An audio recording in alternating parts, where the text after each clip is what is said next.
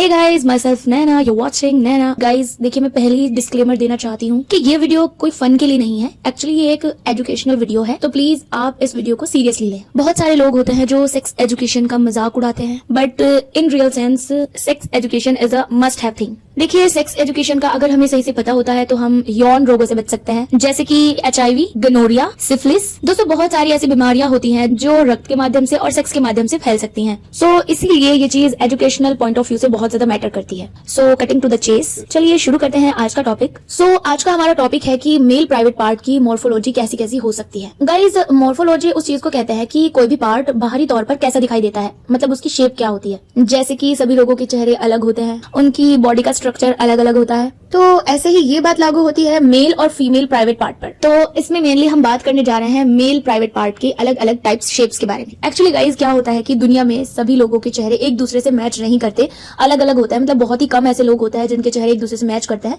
इसी तरह से सभी लोगों के जो प्राइवेट पार्ट होता है वो भी अलग अलग ही होते हैं, मतलब उनकी शेप अलग होती है, एक दूसरे से मैच नहीं करते। बट फिर भी कुछ कॉमन टाइप्स होते हैं जिनको टाइप का नाम ही हमने इसलिए दिया कि कुछ मिलते जुलते होते हैं वो आपस में। हाँ, एक जैसे नहीं होते, लेकिन आपस में थोड़े बहुत मिलते जुलते होते हैं। सो गाइज, इस चीज पर मैंने रिसर्च की है और उसमें से मैंने शॉर्ट लिस्ट किया है 5 टाइप्स ऑफ मेल पार्ट्स। क्योंकि मेल प्राइवेट पार्ट की जो शेप होती है वो बनाना से मैच करती है, तो मैंने यहाँ पे एग्जाम्पल के लिए बनाना का ही यूज किया है, या फिर मैं कुकुम्बर का भी यूज कर सकती हूँ इस चीज के लिए। तो इसमें सबसे पहले आता है बनाना शेप्ड अपवर्ड।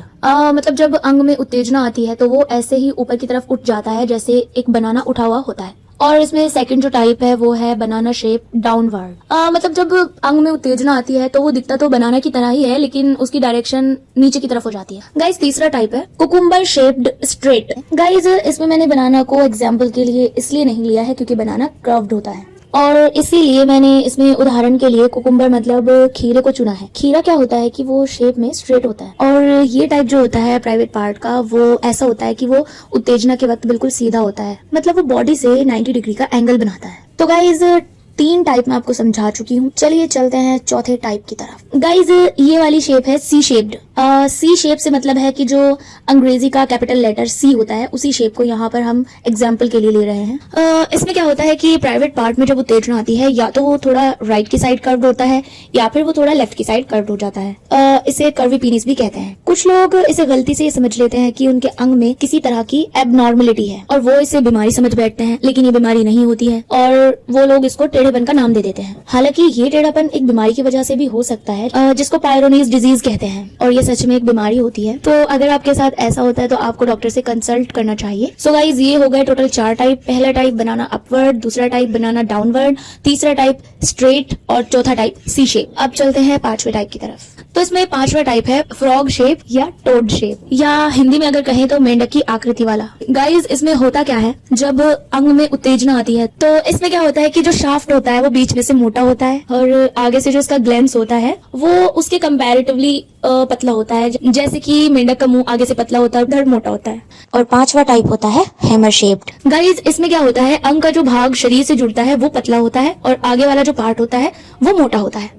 मतलब ग्लैंस जो होता है, जिसको टोपी बोलते हैं, वो प्रोमिनेंटली मोटी होती है। गाइज, ये जो शेप होती है ये बहुत ज्यादा अट्रैक्टिव मानी जाती है और गर्ल्स को ये शेप काफी ज्यादा पसंद भी होती है, और अगर प्लेजर के पॉइंट ऑफ व्यू से बात की जाए तो भी ये ज्यादा बेटर होती है और जी स्पॉट और ए स्पॉट को टच करने में मदद करती है। एंड गाइज, एक और शेप होती है जो ज्यादा अट्रैक्टिव मानी जाती है और वो होती है बनाना अपवर्ड, जो मैंने आपको सबसे फर्स्ट स्टार्टिंग में बताई थी। और अगर प्लेजर के पॉइंट ऑफ व्यू से बात की जाए तो फ्रॉग शेप सबसे ज्यादा इफेक्टिव होती है क्योंकि वो थिक होती है, उसमें शाफ्ट मोटा होता है और जिसकी वजह से वजाइनल वाल्स पे प्रेशर ज्यादा पड़ता है। अगर बात करें कर्वी प्राइवेट पार्ट की, जो कर्व होता है साइड में थोड़ा सा, गाइज वो इतना प्लेजरेबल नहीं होता है। तो गाइज, लास्ट में मैं बस यही कहना चाहूंगी कि अगर आप किसी पर्टिकुलर शेप की वजह से उदास है तो ऐसा मत सोचिए। हर शेप अपने आप में परफेक्ट होती है, सिर्फ मैटर करता है आपका साइज, जो कि एटलीस्ट 4 से 5 के अराउंड तो होना ही चाहिए। अगर आपके अंग का साइज 4 इंच से कम है तो उसके लिए आप स्लीव्स यूज कर सकते हैं। तो ये जो स्लीव्स होती है, कुछ ऐसी स्लीव्स आती है जिनको पहनने के बाद आपके प्राइवेट पार्ट का साइज 2 से 3 इंच बढ़ जाता है और एक ही दिन में आपको काफी ज्यादा अच्छा रिजल्ट मिल जाता है।